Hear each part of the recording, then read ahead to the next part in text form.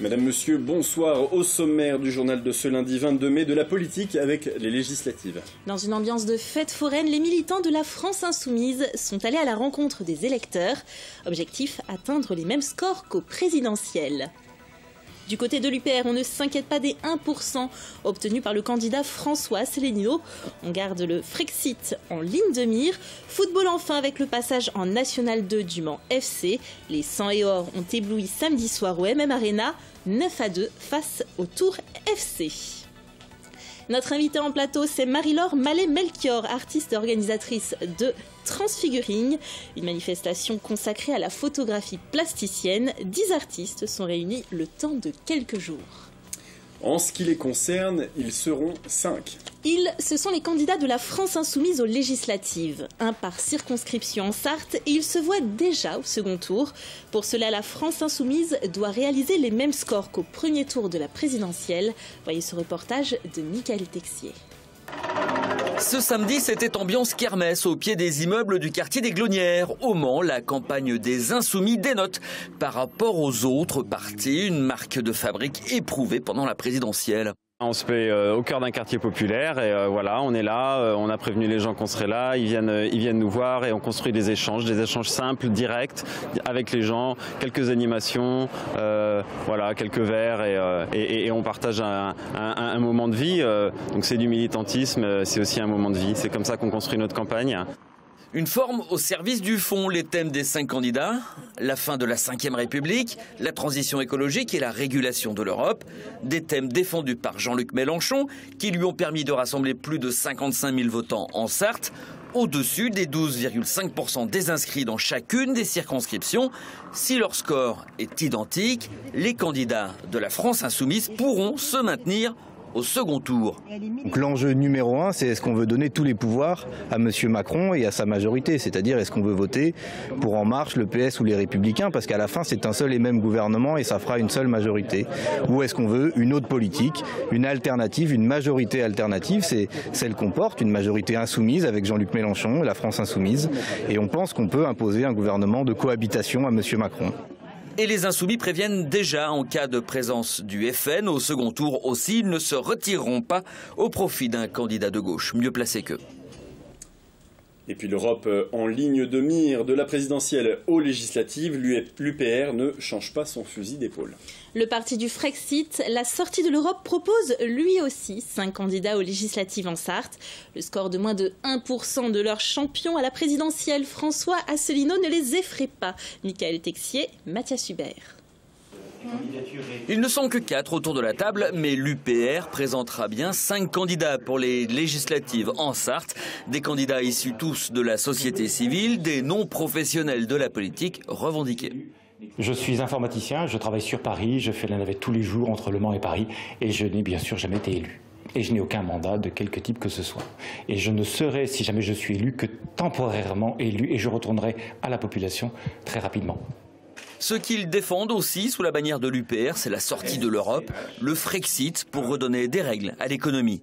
Emmanuel Macron a été élu principalement avec un programme pro-européen et une déréglementation totale de notre société et de la vie du travail. Nous, au niveau de l'EPR, ce qu'on veut et ce qu'on souhaite, c'est peser au niveau législatif pour opposer, mais pas seulement opposer, apporter des solutions face à un programme européen qui va ubériser notre société. Au premier tour de l'élection présidentielle, François Asselineau, le président de l'UPR, n'a totalisé qu'un peu plus de 2000 voix en Sarthe. Au plus fort de la manifestation, environ 1 millier de participants ont défilé pour la marche pour la vie. Cela se passait dans les rues du Mans samedi soir pour la 3e édition. Le parcours a été légèrement modifié pour des raisons de sécurité. Il a notamment emprunté les quais de la Sarthe, le tunnel et la place du Jet d'eau avant de regagner la place de la République. L'événement sert à collecter des fonds. Pour cela, les participants avaient acheté au préalable des bâtons lumineux. On écoute Walter Gibon, le directeur de la Ligue contre le cancer en Sarthe. Chaque personne a payé un engagement de 5 € par individuel ou de 15 € par famille.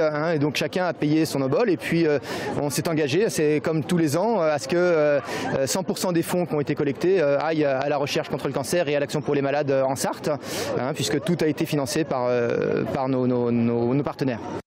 Et bravo à eux. Il est l'heure d'accueillir l'invité de ce journal, Diane. Oui, et c'est Marie-Laure Mallet-Melchior, artiste organisatrice de l'événement Transfiguring. Bonsoir. Bonsoir. Alors donc c'est une exposition qui se déroule du 23 au 27 mai. Votre mouvement, voilà, il a été créé en 2014 et il veut briser les codes de la photo traditionnelle. On peut résumer ça comme ça ?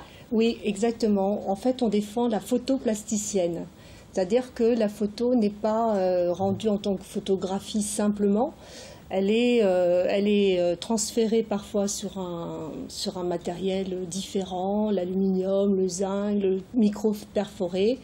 Et la photo est travaillée, et, accentuée, gravée, grattée. Donc c'est pas la photo classique, on va dire. Mmh. Et vous y êtes intéressé de quelle façon vous-même ? En fait, c'est à travers l'appareil numérique. En fait, c'est la photographie numérique qui nous a offert plein de possibilités à le travailler sur ordinateur, donc pour faire les montages. Donc là, c'était une palette énorme et immense. Et c'est tout l'attrait justement de la photographie numérique qui a apporté cette façon de travailler en tout cas. Mais est-ce que du coup au départ il faut quand même avoir une jolie photo pour pouvoir faire quelque chose ? On peut faire à partir de n'importe quoi finalement ? Pas forcément, c'est vrai que justement avec les montages on peut travailler, transformer, agrémenter l'ensemble du travail. Et puis alors ça dépend, il y a plusieurs parcours. Soit on garde la photographie telle qu'on a prise sur l'instant, soit on la retravaille et justement en la retravaillant on donne une lecture différente de la réalité. Alors vous êtes une dizaine d'artistes exposés pour Transfiguring. De quoi vous vous inspirez finalement ? Vous avez tous un travail différent ? Oui, c'est vrai qu'on a quand même un travail et un parcours différent. Il y a eu des peintres, des sculpteurs, des photographes. Donc en fait, à chaque fois, on vient avec notre propre histoire, notre personnalité, notre regard sur la réalité. Et en fait, on veut transfigurer la réalité et en faire une lecture très particulière qui est propre à nous-mêmes, quoi. Vous travaillez sur quoi, vous, particulièrement ? Alors moi, je travaille sur les gares, les stations de métro, sur l'urbain aussi, l'industriel, toutes sortes. À chaque fois, comme je me balade, c'est vrai que je suis à l'affût de différents lieux, images que je peux justement travailler. Alors vous exposez dans un lieu qui est un petit peu insolite puisque c'est la galerie éphémère qui se trouve donc au premier étage du centre commercial des Jacobins. C'est un lieu qui est parfait pour ce genre d'exposition. Il y a du passage. Oui, c'est exactement. C'est vraiment le lieu de rêve. 250 mètres carrés avec du passage tout le temps. En plus, ce qui est intéressant, c'est que les gens vont rentrer plus facilement. On donne à voir. Donc ils vont rentrer, il n'y a pas le barrage justement de la galerie où les gens n'osent pas, ils se disent oh là là on va me tomber dessus, on va me poser des questions. Donc c'est ça la force, c'est-à-dire que c'est vraiment tout public. Et en plus, ce qui est intéressant, c'est que chacun peut rencontrer l'artiste sur le lieu et poser des questions ou pas, ou converser, échanger, voilà quoi. Mais il y aura toujours quelqu'un sur les lieux Ah oui, il y a plusieurs artistes qui vont être là. Peut-être pas tous en même temps, parce qu'on va faire des pauses, mais oui, la plupart seront là pour défendre leur travail. D'accord, donc c'est un temps extrêmement court d'exposition, puisque l'exposition dure du 23 au 27 mai. Vous êtes ouvert aussi d'ailleurs pendant le pont le jeudi, qui est férié. Pourquoi si court ? Plus court, c'est vrai que c'est intense. Donc, et je pense que on n'avait pas trop le choix au niveau des dates, parce que moi je remercie aussi le centre commercial pour nous avoir prêté cette salle.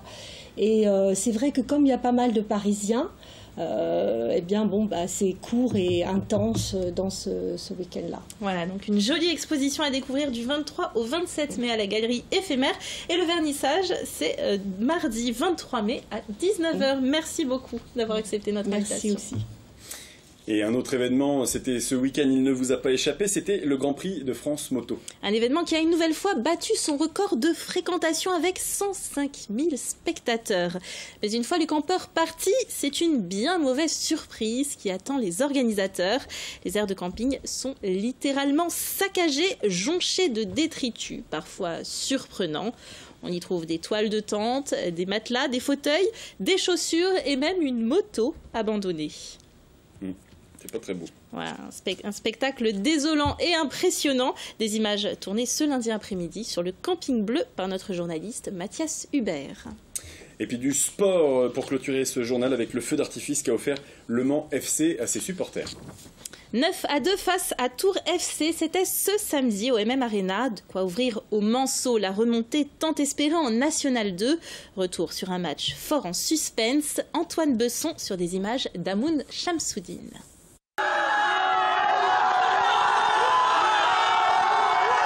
Le Mans FC monte en National 2. La joie est immense, elle est à la hauteur de l'étape qui vient d'être franchie. Pour leur dernier match de la saison, les Manceaux n'ont fait qu'une bouchée de la réserve du Tours FC et ont offert aux 3600 spectateurs du MM Arena un festival de buts. 9 au total pour les Sartois, dont 5 pour le buteur manceau Vincent Créin.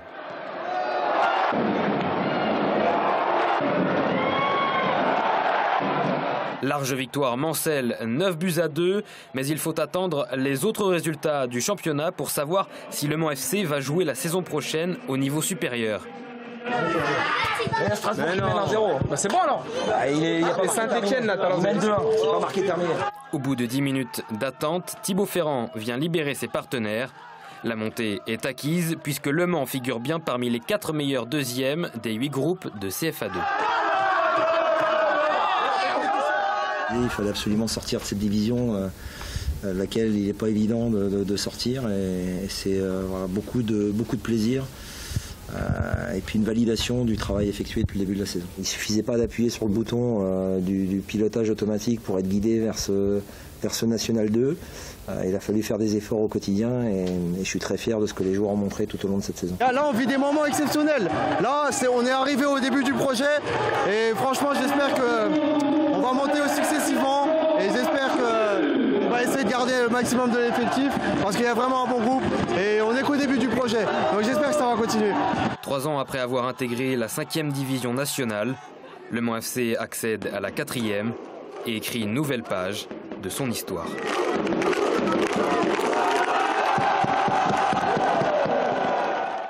Voilà, un match dont on continue de parler dans un instant dans le Face à la Rédac avec Thierry Gomez, président du Mans FC. Avant de refermer ce journal, un mot aussi de la sécurité routière ce week-end. Oui, puisque les chiffres sont plus qu'impressionnants, puisque pendant le Grand Prix, il y a eu pas moins de 3500 contrôles en tout, qui ont permis de relever 1440 excès de vitesse, 22 conduites sous l'emprise d'alcool, dont 15 délictuels, et 10 dépistages positifs aux stupéfiants.